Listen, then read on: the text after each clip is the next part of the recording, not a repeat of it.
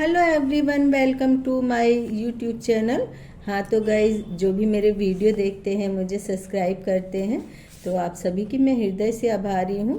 और हमारे समाज में, परिवार में, राजनीति में कई ऐसे क्षेत्र होते हैं जहाँ पर जिम्मेदारी और कर्तव्यों का दायरा काफ़ी विस्तृत होता है। और उन जिम्मेदारियों और कर्तव्यों का पालन करते करते कभी कभी हम या हमारे परिवार के व्यक्ति अपनी उम्र के उस पड़ाव को पार कर जाते हैं जहां एक परिवार और गृहस्थ जीवन का होना प्रत्येक व्यक्ति के लिए आवश्यक होता है। और उम्र के एक पड़ाव निकल जाने के बाद भी यदि विवाह हो जाए तो पति पत्नी एकाकी जीवन को समाप्त कर कुशल दंपत्ति का जीवन निर्वाह कर सकते हैं। लेकिन अक्सर क्या होता है कि कई बार जिम्मेदारियां हम पर इतनी हावी हो जाती हैं कि व्यक्ति उन जिम्मेदारियों को संपूर्ण जीवन का सार मान लेता है और जिम्मेदारियां पूरी होने पर वह एकदम अकेला रह जाता है। और जिन लोगों की जिम्मेदारियों को पूरा करने में वह सारी उम्र निकाल देता है, उनमें से कोई भी उसका साथ नहीं देता है। ये कितनी बड़ी विडंबना है। और समाज के ताने, परिवार और मित्रों के ताने उसके अकेलेपन को और भी ज़्यादा बढ़ा देते हैं। तो गाइज, मैं यहाँ पर एक ऐसी ही लड़की की कहानी लेकर के आई हूँ, तो जिसका शीर्षक है अधूरी ख्वाहिशों के बुनते ताने बाने। तो सुबह के 7 बज रहे थे, डोरबेल बजी। उर्मी ने सोचा इतना सुबह कौन आ गया। देखा तो मेड आ गई। मेड जल्दी ही आ गई थी। उर्मी ने कहा, तू मुझे पहले चाय बना कर दे दे और अपने लिए बना लेना, और हाँ, अदरक लौंग जरूर से डाल देना, क्योंकि तुझे पता है ना, मुझे कोल्ड बहुत रहता है। उर्मी फिर लॉन में कुर्सी लगाकर बैठ गई और चाय पीते पीते वे सोचने लगी, मेरी कितनी उम्र हो गई, कितनी अच्छी जॉब है, ऑफिस में भी सीनियर मैनेजर होने की वजह से कितना रिस्पेक्ट मिलता है मुझे, और वो प्रभात रिस्पेक्ट के साथ साथ कुछ ज़्यादा ही ख्याल रखता है मेरा। दरअसल प्रभात काफ़ी समय से जूनियर पोस्ट पर उसके साथ जॉब कर रहा था। और उर्मी बैठे बैठे सोचने लगी, अब तो मेरी उम्र इतनी हो गई है, समय पर शादी हो गई होती तो आज बच्चे भी बड़े बड़े हो गए होते, लेकिन कभी मेरे घर गृहस्थी बसाने के लिए माँ ने भी नहीं कहा। जब भी कोई लड़का देखने आता, माँ 5 भाई बहनों की जिम्मेदारी का वास्ता देकर रिश्ते वापस लौटा देती थी। उर्मी घर में सबसे बड़ी थी और आस पड़ोस के बच्चे उसको बुआ बोलते थे। और उर्मी जब बीएससी फाइनल ईयर में थी तभी उसके पिता का देहांत हो गया था। माँ गांव की थी, बहुत सीधी थी, और उस पर इतनी कम उम्र में उसके पिता का चले जाना।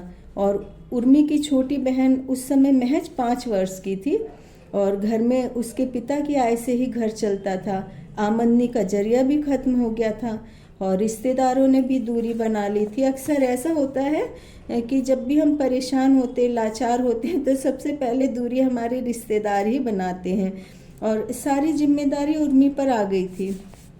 और उर्मी ने एक इलेक्ट्रॉनिक पार्ट बनाने वाली कंपनी में नौकरी कर ली थी।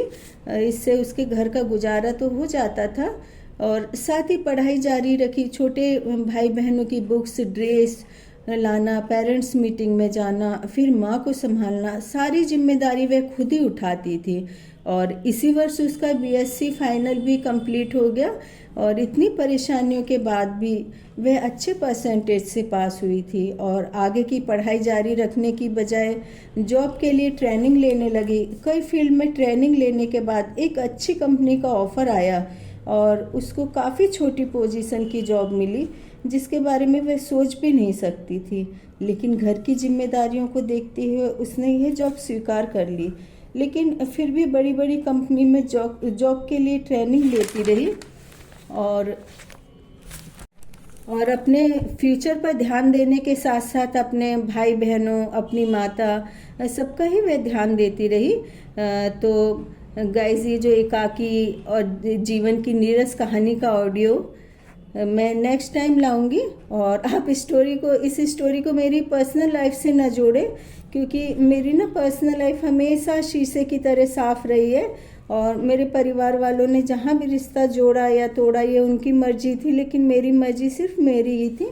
और मुझ पर जिम्मेदारी हमेशा मेरी ख्वाहिशों पर हावी रही हैं और जिम्मेदारियों ने मुझे उम्र से पहले ही बड़ा कर दिया था। और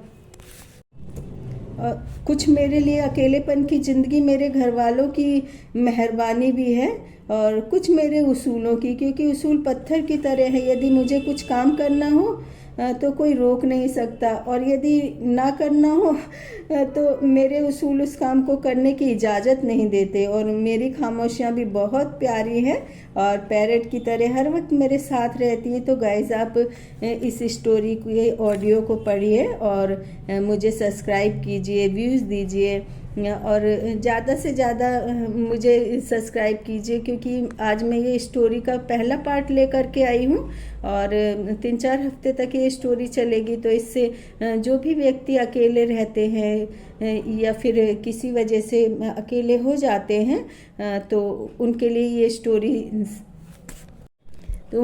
ये स्टोरी काफ़ी प्रेरणादायक रहेगी।